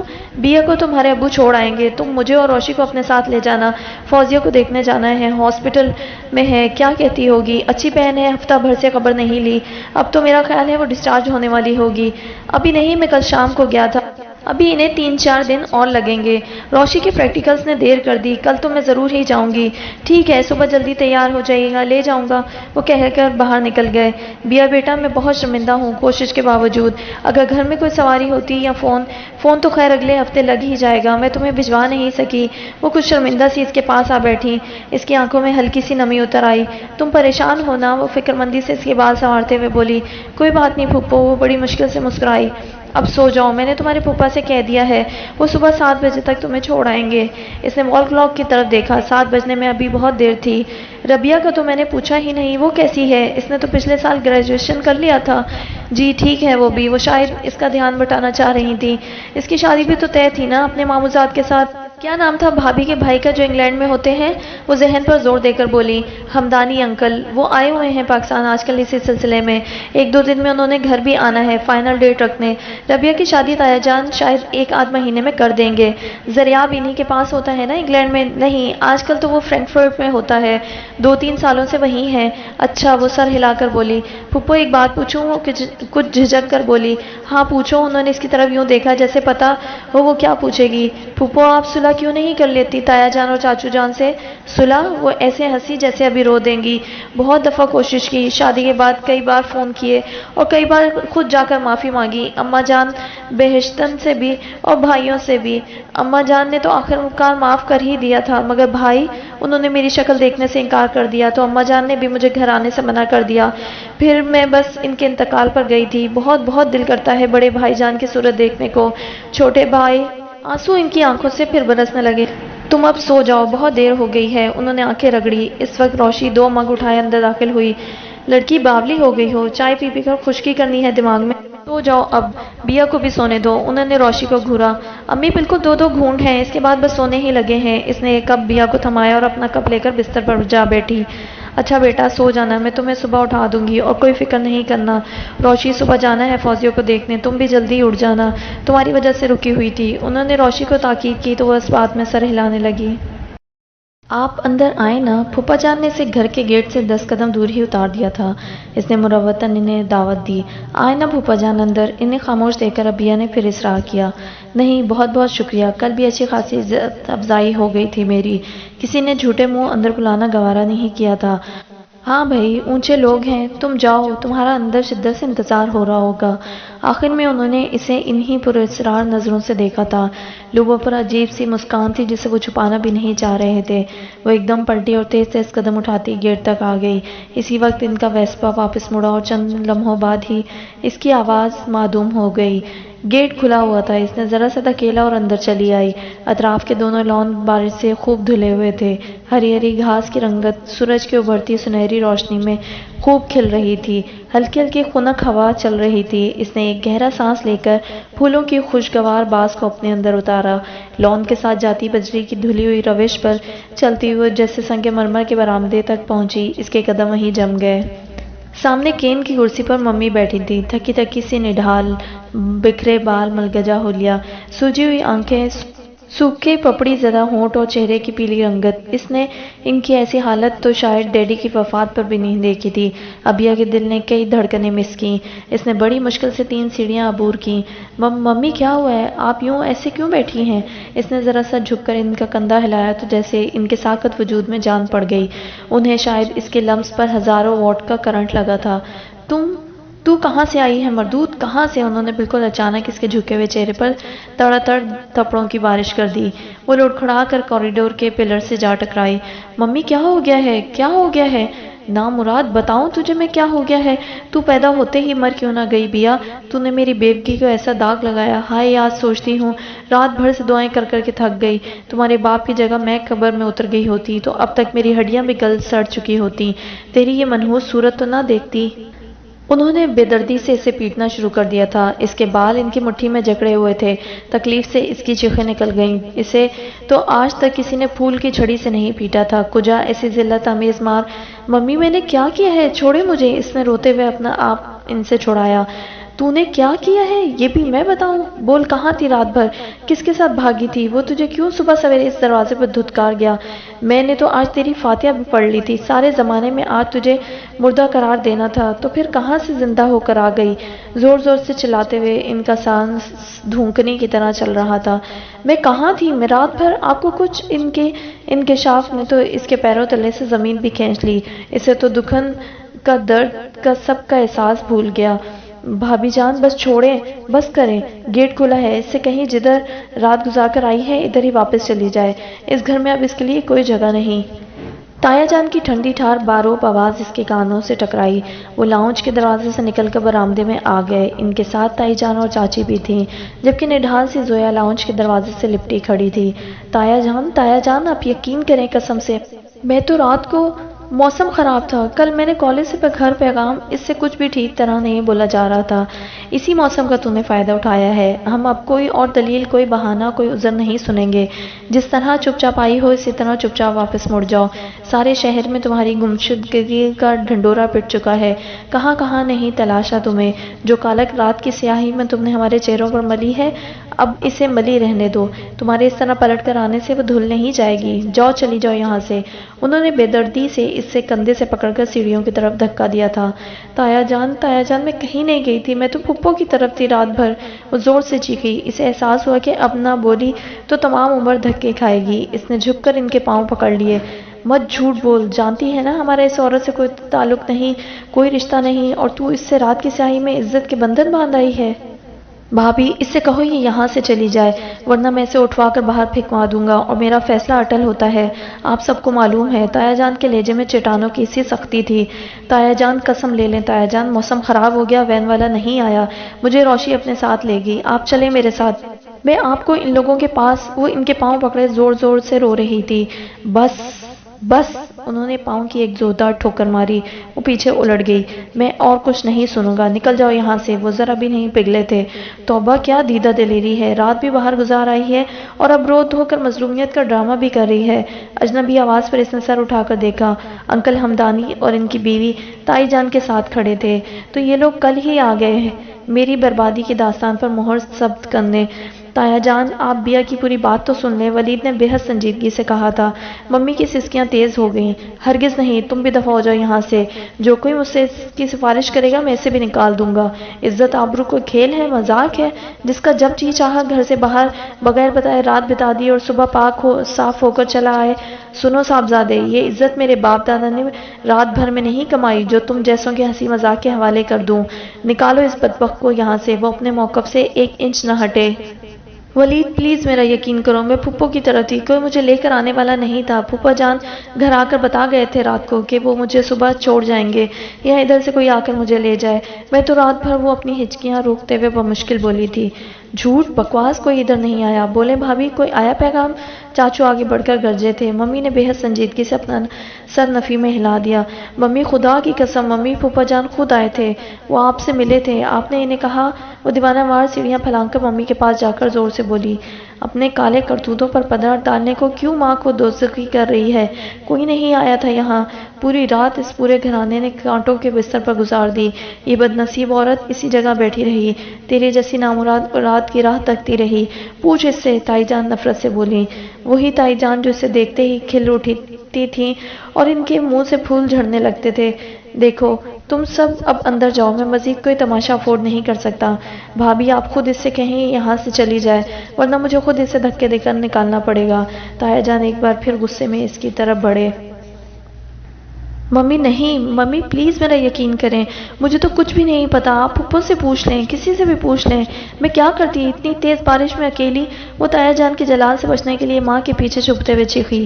بارش میں تم پگھل جاتی؟ جھوٹی، کس قدر مکار فریبی نکلی تم، ہمارے سر میں خاک ڈال دی، کسی کو منہ دکھانے کے قابل نہیں رہے ہم۔ تائی جان زہر خند لہجے میں بولی۔ یہ فضول کے ٹسوے بہانا بند کرو، جہاں راحت بڑھ رہی ہو ادھر ہی دفع ہو جاؤ، اس گھر میں اب تمہارے لیے کوئی جگہ نہیں، یہ میرا آخری اور حتمی فیصلہ ہے، سنا تم نے؟ تایا جان نے اس کی کلائی اپنی آہنی گرفت میں لے کر ایک بار پھر اسے سیڑھیوں کی طرف دھکیلا تھا۔ تایا جان، ہو سکتا ہے بیا سچ کہہ رہی ہو، آپ پلیز تحمل سے اس کی بات سنیں۔ ولید نے ایک بار پھر مداخلت کرنے کی کوشش کی۔ شٹ اپ ولید، تم اپنے کمرے میں جاؤ، وہ غصے سے چلائے۔ آپ اس طرح بھی تو اسے گھر سے نہیں نکال سکتے، میں سچ جان کر رہوں گا، آپ آئیں میرے ساتھ۔ اگر اس کی بات سچی ہوئی تو آپ کو اسے معاف کرنا ہوگا، اور اگر جھوٹ ہوئی تو جو آپ فیصلہ کریں گے ہمیں منظور ہوگا۔ ولید ان کے سامنے ڈٹ کر کھڑا ہو گیا۔ یہ جھوٹ بول رہی ہے، مجھے معلوم ہے، میں نے یہ بال دھوپ میں سفید نہیں کیے۔ تایا جان چبا چبا کر بولے۔ تو یہ ابھی معلوم ہو جاتا ہے، آئیں میرے ساتھ۔ اس نے زبردستی ان کا ہاتھ پکڑا اور پوسٹ کی طرف بڑھ گیا۔ میں بھی آتا ہوں ساتھ۔ انکل ہمدانی فوراً ان کے پیچھے لپکے، چاچو وہیں کھڑے رہے۔ چند منٹوں بعد ہی ولید انہیں گاڑی میں بٹھا کر لے جا چکا تھا۔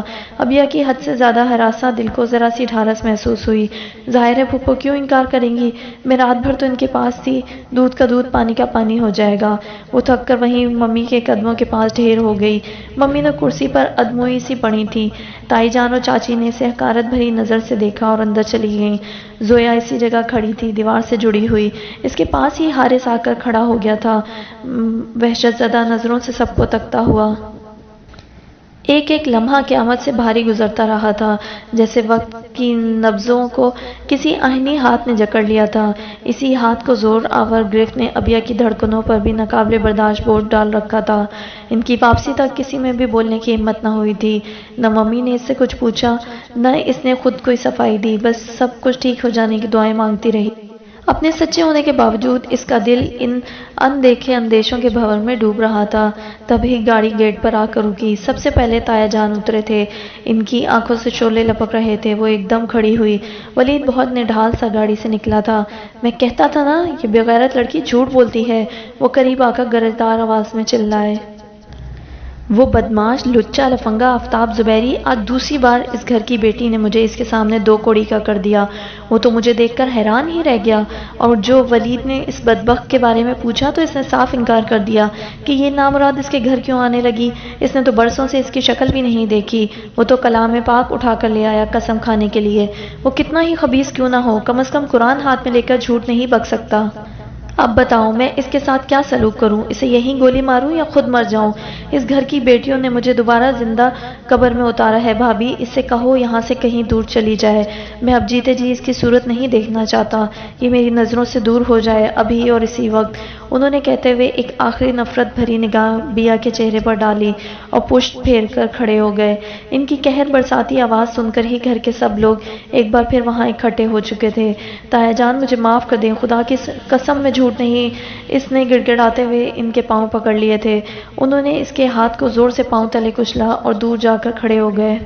میرا آخری فیصلہ، بھابھی اگر آپ اس کو گھر سے نہیں نکالیں گی، وہ چبا چبا کر بولے، تو پھر آپ کو اپنے باقی دونوں بچوں سمیت اس گھر سے ہر رشتہ اور تعلق توڑ کر نکلنا ہوگا۔ آپ کا جائیداد میں جو حصہ بنے گا وہ آپ کو مل جائے گا، مگر اس گھر سے نکلنے کے بعد، اور اگر آپ اس کو گھر سے نکال دیتی ہیں تو پھر دوبارہ اس سے کوئی تعلق نہیں رکھیں گی۔ تب ہی میں نے آپ کی اور آپ کے دونوں بچوں کی ذمہ داری لے سکتا ہوں۔ دونوں باتیں آپ کے سامنے ہیں اور آپ کے پاس سوچنے کے لیے آج کی رات اور کل کا دن ہے۔ خوب اچھی طرح سوچ سمجھ کر فیصلہ کر لیں، اور آپ جانتی ہیں۔ وہ جاتے جاتے رکے اور اسی پتھریلے لہجے میں بولے، میں اپنے فیصلے بدلنے کا عادی نہیں، اور بخدا رو دھو کر مجھے اس پر مجبور کرنے کی کوشش بھی نہ کی جائے، کیونکہ اس کا کچھ فائدہ نہیں ہوگا۔ ان کی آہنی لہجے کی گونج خاموش فضا میں ان کے جانے کے بعد بھی سب کو دہلاتی رہی۔ پھر ایک ایک کر کے سب ان کے پیچھے چلے گئے۔ ان کا فیصلہ اٹل ہوتا ہے اور ناقابل ترمیم، یہ سب جانتے تھے، اس لیے کسی کو اختلاف کی جرات نہ ہوئی۔ ولید اور چاچو بھی اسی طرح خاموشی سے پلٹ گئے، اور وہیں راستے میں اپنے زخمی ہاتھ سے اٹھتی ٹیسوں سے بے نیاز پتھر کا بت بنی بیٹھی رہی۔ ممی اس طرح نیم مردہ حالت میں بیٹھی تھی، زویا اسی طرح دیوار سے لگی کھڑی تھی، اور حارث ممی اور زویا کو ہراساں نظروں سے دیکھ رہا تھا، اور ابیہا کے چہرے پر شاید اسے اس کی تقدیر صاف لکھی نظر آ رہی تھی، جب بھی وہ اس کی طرف بالکل نہیں دیکھ رہا تھا۔ پھوپھا جان نے ایسا کیوں کیا؟ پھپھو نے آخر سچ کیوں نہیں بتایا؟ اس کی نظروں میں پھوپھا جان کی وہ آخری پراسرار مسکان ٹھہر گئی تھی۔ میں ادھر آنے سے پہلے، اس ذلت کو سہنے سے پہلے مر کیوں نہ گئی؟ اس کا دل چیخ چیخ کر رونے کو چاہ رہا تھا، مگر آج سے اس گھر سے شاید اس کے دل کے سارے اختیارات چھین لیے جانے تھے۔ وہ ٹکر ٹکر ممی کی شکل دیکھ رہی تھی۔ ان کی نوک زبان پر اب اس کی تقدیر دھری تھی، اور ممی، ان کو تو جیسے ارد گرد کا کچھ ہوش نہیں تھا، وہ پتھر کی طرح ساکت تھیں۔ انصاری ہاؤس خاندان بھر بلکہ شہر میں ایک مثالی گھرانہ سمجھا جاتا تھا۔ محبت و اتفاق کے معاملے میں لوگ تینوں بھائیوں کی محبت و یگانگت کی مثالیں دیتے تھے۔ انہوں نے خود بھی کبھی تایا جی، ڈیڈی اور چاچو کے درمیان ذرا سی تکرار یا معمولی سی رنجش پنپتے نہیں دیکھی تھی۔ گھر کے سب اختیارات اور فیصلے تایا کے پاس تھے، اور ان کے کسی فیصلے سے دونوں بھائیوں یا ان کی بیویوں نے کبھی اختلاف نہیں کیا تھا، اور تایا جی نے بھی کبھی اپنے اختیارات کا ناجائز فائدہ نہیں اٹھایا تھا۔ یہی حال تینوں کی بیویوں کا تھا۔ کبھی تائی جی، ممی یا چچی میں روایتی حسد، بغض یا بدگمانی پیدا نہیں ہوئی تھی۔ تینوں اپنے اپنے دائرہ کار میں رہتے ہوئے بہت رواداری اور تحمل کا مظاہرہ کرتی تھیں۔ دادی کے زمانے سے ہی تینوں کے پورشنز علیحدہ علیحدہ تھے، اس لیے بھی جھگڑے کا امکان نہیں تھا۔ ہفتے میں ایک دو بار تینوں فیملیز اکٹھے رات کا کھانا کھاتی تھیں۔ زندگی کے دن بہت خوش باش گزر رہے تھے۔ گھر کے سارے بچے تائی جی کے لاڈلے تھے۔ جو فرمائش، جو ضد اپنے والدین سے نہ منوائی جا سکتی، اسے تایا جی بخوشی پوری کر دیتے تھے، اور ابیا تو ان کی خاص منظور نظر تھی۔ اس کی شاید دو تین وجوہات تھیں۔ ایک تو وہ ان کے بھائی کی پہلی اولاد تھی، اور پیدا ہوتے ہی اسے نمونیا ہو گیا تھا، اور نمونیا بھی ایسا کہ ایک بار تو ڈاکٹر نے اس کی موت کی تصدیق بھی کر دی تھی۔ اس وقت اسے تایا جی اور تائی ہی اسپتال لے کر آئے تھے۔ دونوں کے ہاتھ پاؤں پھول گئے تھے۔ تائی تو باقاعدہ رونے لگیں۔ قدرت کو شاید ان کے آنسوں پر رحم آیا یا اس کی زندگی منظور تھی کہ چند گھنٹوں کے بعد اس کی حالت سنبھل گئی۔ اس روز تایا جی نے گھر آ کر ڈیڈی سے اپنے اکلوتے بیٹے زریاب کے لیے مانگ لیا تھا، اس لیے بھی وہ ان کی پیاری تھی اور وہ ان کی ہونے والی بہو بھی تھی اور زریاب کی پسند بھی۔ تائی جی بھی آج تک اس پر جان چھڑکتی آئی تھیں۔ سردیوں گرمیوں کے آدھے سے زیادہ ملبوسات تائی جی اس کے لیے خرید کر لاتی تھیں اور تایا جی کی ہر شاپنگ میں اس کا حصہ ضرور ہوتا تھا، پر زریاب کی طرف سے ملنے والے قیمتی گفٹس علیحدہ ہوتے۔ محبتوں کے انہی جھولوں میں جھولتے جوانی میں قدم رکھا تو خدا کی بنائی اپنی صورت دیکھ کر خود بھی پیار آنے لگا۔ تایا جی کی فیملی کی محبتوں میں کچھ اور اضافہ ہو گیا۔ وہ تو شاید اسے انٹر کے بعد ہی رخصت کرا لیتے، مگر زریاب نے باہر جا کر پڑھنے کی ضد شروع کر دی۔ یوں آج سے 5-6 سال پہلے وہ باہر چلا گیا۔ زندگی کے انہی خواب اور لمحوں میں تقدیر نے چپکے سے نقب لگائی اور اس کی خاموش طبع بہت محبت کرنے والے، خیال رکھنے والے ڈیڈی کو بلڈ کینسر جیسے موذی مرض نے آن لیا، اور خبر بھی اس وقت ہوئی جب ہاتھ پاؤں مارنے کی مہلت بھی نہ تھی۔ تایا جی نے ان کے علاج پر پانی کی طرح روپیہ بہایا، مگر تقدیر کے آگے کسی کا بس نہ چلا۔ ڈیڈی 8 ماہ میں ہی دنیا چھوڑ گئے اور اس کی صدا کی ہنسمکھ خوش اخلاق ممی نے ہمیشہ کے لیے سوگ اور بیوگی کی چادر اوڑھ لی۔ ڈیڈی کے بعد تایا جی اور بھی ان سب کا خیال رکھنے لگے۔ ڈیڈی نے اپنی زندگی کے آخری دنوں میں زویا کا رشتہ ولید سے طے کر دیا تھا۔ اس میں ولید کی مرضی زیادہ تھی۔ ڈیڈی کی تو خواہش تھی کہ ابیا ان کی آنکھوں کے سامنے تایا جی کی فیملی کا حصہ بن جائے، مگر ان دنوں زریاب کے ایگزامز تھے اور ڈیڈی حسرت لیے ہی منومتی تلے جا سوئے۔ میری ابیا گریجویشن کر لے، ڈرائیونگ تو اس نے سیکھ ہی لی ہے، پھر ایک آلٹو میں اسے گفٹ کروں گا۔ ابھی 1 ہفتہ قبل ہی تو تایا جی نے رات کے کھانے پر اعلان کیا تھا اور اس کے سارے کزنز اسے رشک بھری نظروں سے دیکھ رہے تھے۔ ڈیڈی آپ نے تو مجھے گاڑی لے کر نہیں دی، 10 دفعہ فرمائش کر چکی ہوں، ربیہ کچھ منہ بنا کر بولی۔ کیونکہ ربیہ جی آپ بیا نہیں ہو، فریال اس کے کان کے پاس بآواز بلند بولی تھی۔ تایا جی ہنس پڑے تو بیا کا چہرہ خواہ حدت دینے لگا۔ فریال نے صحیح کہا۔ تایا جی کی ہنسی پر ربیہ مزید خفا ہوئی۔ ڈیڈی یہ زیادتی ہے۔ اچھا بھائی ہم سوچیں گے، یہ تو تمہیں معلوم ہے ہم بیجا کسی سے زیادتی نہیں کرتے۔ اور تایا جی یہ کیا ہے، یہ بے وجہ کا ظلم زیادتی؟ میں کس طرح آپ کو یقین دلاؤں کہ میں نے کچھ نہیں کیا؟ میرے ہاتھ بالکل صاف ہیں، آپ کی عزت کی چادر کی طرح۔ پھر آپ مجھ سے یہ زیادتی کیوں کر رہے ہیں؟ اس نے اپنی آنکھیں مسلیں۔ صبح سے وہ کمرے میں بند تھی، کسی نے پلٹ کر اس کی خبر نہ لی تھی، نہ ممی اس کے پاس آئی نہ گھر کا کوئی فرد۔ ملازمہ ایک بار کھانا لے کر آئی تھی جو اس نے واپس بھجوا دیا۔ اس کی بھوک پیاس نیند سکون سب جیسے مٹ چکا تھا۔ وہ کئی بار زریاب کا نمبر ٹرائی کر چکی تھی، اس کے فون پر آنسرنگ مشین لگی ہوئی تھی۔ وہ اس کو سب کچھ بتانا چاہتی تھی، اپنی معصومیت اپنی بے گناہی اس پر ثابت کرنا چاہتی تھی۔ اس سے پہلے کہ گھر والے اس کے دامن پر لگا کیچڑ اسے دکھائیں، وہ خود اس سے بات کرنا چاہ رہی تھی کہ کہیں وہ اس سے بدگمان نہ ہو جائے، لیکن شاید خدا کو یہ بھی منظور نہیں تھا۔ اٹھ کر کمرے میں ٹہلنے لگی۔ کیا کروں، کس طرح سب کو یقین دلاؤں؟ اسے پھپھو کی فیملی پر سخت غصہ آ رہا تھا۔ میری زندگی کی سب سے بڑی حماقت، بھول، گناہ، کیا نام دوں اسے میں؟ اس نے دکھتے ہوئے گلے پر ہاتھ پھیرتے ہوئے سوچا۔ ممی تک میری صورت دیکھنا نہیں چاہتی تو اور کوئی کیا میرا یقین کرے گا؟ بیا تم نے کھانا کیوں نہیں کھایا؟ زویا ٹرے اٹھائے اندر آ گئی تھی۔ اس نے خالی خالی نظروں سے اسے دیکھا۔ یہ میں سینڈوچ بنا کر لائی ہوں، ساتھ چائے، کچھ کھا لو، تم صبح سے بھوکی ہو اور اب تو 5 بجنے کو ہیں، اس نے کہتے ہوئے ٹرے میں اس پر رکھ دی۔ مجھے بھوک نہیں ہے، اس نے منہ پھیر لیا۔ کھاؤ گی تو بھوک لگے گی، یوں بھی خود کو بھوک کی سزا دے کر تم کچھ بھی نہیں منوا سکتی۔ وہ کرسی پر بیٹھ گئی۔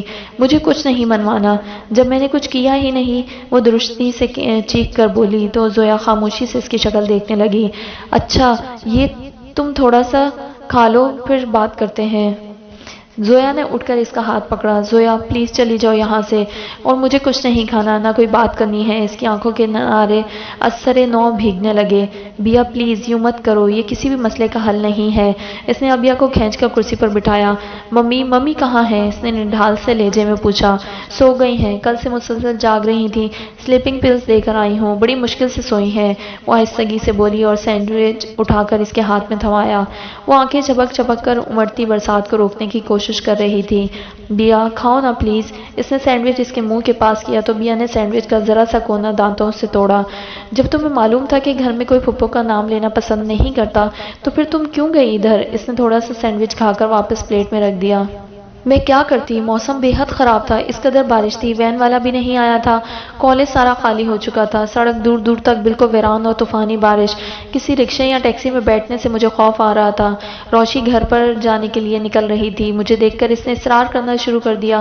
اپنے خوف کے ہاتھوں مجبور ہو کر میں نے سوچا گھنٹہ 2 گھنٹہ تک میں کسی طرح گھر آ ہی جاؤں گی، مگر وہاں جا کر موسم اور بھی خراب ہو گیا۔ میں کیا کرتی، اس کی آنکھوں سے جھرجھر آنسو پھر بہنے لگے۔ فون کر دینا تھا تایا جی کے موبائل پر، ولید کے نمبر پر، گھر پر کہیں بھی۔ کہاں سے کرتی فون، پھپھو کے گھر فون تھا ہی نہیں۔ ان کی ہمسائی کے گھر گئی تو گھر کے تینوں نمبرز ڈیڈ تھے اور موبائل ڈائل کرنے کی سہولت ان کے فون پر نہیں تھی۔ ممی نے حارث کو بھیجا تھا نورین کے گھر، وہ سوئی ہوئی تھی، اس کی ممی نے کہہ دیا کہ ابیا نے کہا تھا کہ وہ خود ہی گھر پہنچ جائے گی۔ دوسری بار ممی نے اس خیال سے نہ بھیجا کہ وہ لوگ کچھ اور نہ سمجھ لیں، خود ہی تمہارا انتظار کرتی رہیں۔ پھر کافی دیر کے بعد جب ولید آیا تو ممی نے اسے کالج بھیجا، مگر وہاں تو کچھ نہیں تھا۔ تایا جی اور چاچو بھی کچھ جلدی گھر آ گئے۔ اس دوران چاچی کی کزن کی گاڑی خراب ہو گئی، وہ دونوں میاں بیوی 3-4 گھنٹے ادھر رکے۔ ان کی موجودگی ہی میں انکل ہمدانی، ان کی بیوی اور سالی آ گئے، اور جو کچھ میں نے اور ممی چھپانا چاہ رہے تھے کچھ بھی نہ چھپ سکا۔ سب کو تھوڑی ہی دیر میں خبر ہو گئی۔ چاچی کی کزن تو 3 گھنٹوں بعد چلی گئی۔ اس کے بعد ولید اور چاچو کے موبائل پر ان کے 2-3 فون آئے اور خاندان کے کچھ اور عزیزوں کے بھی، کہ اب یہ آئی یا نہیں، بچی کا کچھ پتہ چلا یا نہیں۔ تائی جی کو جیسے ہی پتہ چلا انہوں نے زمین آسمان ایک کر دیا۔ تائی جی نے معاملہ سنبھالنے کی کوشش کی کہ انکل ہمدانی اور ان کی مسز کو کچھ پتہ نہ چلے۔ وہ تو ربیہ کی شادی کی ڈیٹ فکس کرنے آئے تھے اور آج دوپہر وہ لوگ کوئی بھی بات کیے بغیر واپس چلے گئے ہیں۔ تائی جی کا الگ صدمے اور غصے سے برا حال ہے، اور اس کی وجہ تمہاری یہ حماقت۔ زویا آہستہ آہستہ اسے تفصیل بتا رہی تھی۔ میری حماقت، میری غلطی، کوئی بھی میری بات سمجھنے کی کوشش کر ہی نہیں رہا۔ وہ چیخی، تمہاری بات میں کچھ دم نہیں بیا، تم رکشہ کر کے آ سکتی تھی۔ غضب خدا کا، کل شام سے آدھا دن اور پوری رات ادھر طوفان آنا تو لازمی تھا، تم خود سوچو۔ اور زریاب کا صبح فون آ گیا تھا 10 بجے کے قریب۔ تائی جی انہیں سب کچھ بتا چکی ہیں، اب ہمارے پاس کچھ بھی نہیں بچا۔ تائی جی کا غصہ ہنوز برقرار ہے۔ وہ 2 بجے سے گھر آ چکے ہیں اور ان کی لیگل ایڈوائزر بھی دونوں اسٹڈی میں ہیں۔ تایا جی اپنے فیصلے کو کس طرح عملی جامہ پہناتے ہیں یہ تم بھی جانتی ہو اور میں بھی۔ ممی تو صدمے سے جیسے گنگ ہو کر رہ گئی ہیں۔ مجھے تو ڈر ہے انہیں خدا نخواستہ کچھ ہو نہ جائے۔ زویا کی باتوں نے اس کا رہا سہا خون بھی خشک کر دیا۔ کیا فیصلہ کریں گے تایا جی؟ جو وہ صبح کہہ رہے تھے۔ زویا اپنے ناخن کھرچ رہی تھی۔ کیا کہہ رہے تھے؟ اس وقت دروازے پر دستک ہوئی۔ آ جاؤ، کون ہے؟ زویا نے سر اٹھا کر کہا۔ ولید دروازہ کھول کر اندر چلا آیا۔ اس نے ایک نظر دونوں کی اجڑی صورتوں کو دیکھا اور دروازے کے پاس پڑی چیئر پر بیٹھ گیا۔ کافی دیر تک کمرے میں خاموشی رہی، جیسے تینوں کی زبانیں بولنا بھول گئی ہوں۔ تایا جی پیپرز تیار کروا رہے ہیں، وہ شاید 1 صدی بعد بولا تھا۔ کیسے پیپرز؟ زویا نے بدقت تمام پوچھا تھا۔ پراپرٹی میں آپ لوگوں کے حصے کے۔ اس نے ہاتھ میں پکڑی چابی کو مٹھی میں دبایا۔ کیا مطلب؟ وہ جو صبح کہہ رہے تھے دونوں باتوں میں سے ایک۔ کون سی دونوں باتیں؟ اس کا جسم ہولے ہولے کپکپانے لگا۔ تمہیں اس گھر سے جانا ہوگا یا سب کو؟ وہ نظریں جھکا کر بولا۔ مگر میں کہاں جاؤں گی؟ اسے لگا وہ ابھی کرسی سے نیچے گر پڑے گی۔ تایا جی اپنے موقف سے 1 انچ پیچھے ہٹنے کو تیار نہیں۔ میں نے اور ڈیڈی نے بہت سمجھانے کی کوشش کی ہے، مگر وہ تو ابھی سب کے حصے کرنے پر تلے ہوئے ہیں۔ بیا ان سے جا کر معافی مانگ لیتی ہے۔ زویا آس بھرے لہجے میں بولی۔ کوئی فائدہ نہیں، وہ اپنا فیصلہ کبھی نہیں بدلیں گے۔ جس شخص کا دل اکلوتی بہن کی 10 معافیوں پر ان 24-25 سالوں میں نہیں پگھلا، تو پھر یہ کمرے میں موت کا سا سناٹا چھا گیا تھا۔ جو وہ چیخ چیخ کر کہہ رہا تھا کہ کچھ ہونے والا ہے۔ وہ دونوں سر جھکائے بیٹھی تھیں اور اب بیا پاگلوں کی طرح باری باری دونوں کو دیکھے جا رہی تھی۔ فیکٹری بہت عرصے سے مسلسل خسارے میں جاری ہے، گھر کی ویلیو ڈاؤن ہو چکی ہے، خام مال جو پروسیسنگ میں ہے، دونوں کی پیمنٹ اور حصے کی بات 1 سال بعد ہوگی۔ جن کلائنٹس کو مال سپلائی کیا جا چکا ہے ان سے ادائیگی چند ماہ تک متوقع ہے، اس لیے اس ادائیگی میں بھی وقت لگ سکتا ہے۔ اس طرح آپ لوگوں کو ابھی فی الحال بمشکل 13-14 لاکھ ملیں گے، یا شاید اس سے بھی کم۔ ولید کچھ دیر خاموش رہا۔ اتنے میں تو گزارے لائق گھر بھی نہیں ملتا، کجا زندگی بسر ہو۔ اس کی اس تفصیل کا مطلب کیا تھا؟ اسے سمجھ میں آ رہا تھا کہ ایسی صورتحال میں پہلی شرط ہی قابل قبول ہوگی، اسے ہی اس گھر سے جانا ہوگا، مگر کہاں؟ وہ ٹکٹکی باندھے سامنے بیٹھے نفوس کو بنا پلک جھپکے تکتے جا رہی تھی۔ کوئی امکان، کوئی راستہ اور چوائس؟ شاید